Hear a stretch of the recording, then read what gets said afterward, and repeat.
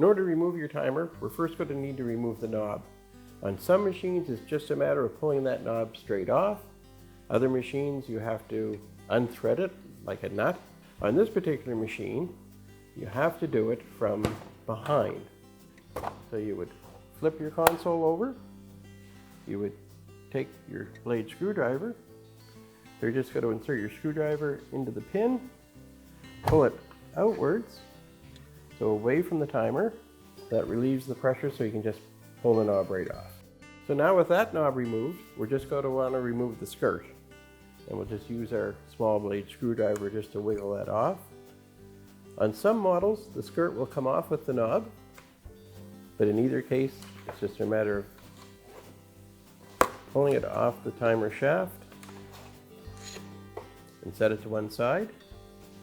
And now we can look at removing the timer. And on some machines, you'll find screws here that hold it.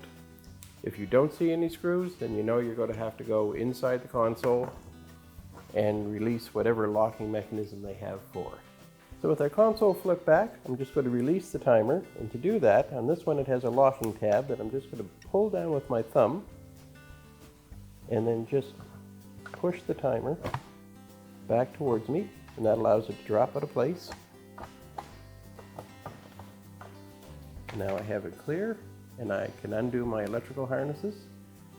This one for the timer motor. Just going to insert a small blade screwdriver, releasing the tab, and popping the connector off. I'll just move over to this harness, our main harness.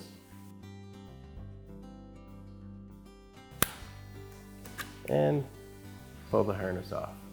Our timer is now free. We can set that to one side, and then we'll just reinstall our new one.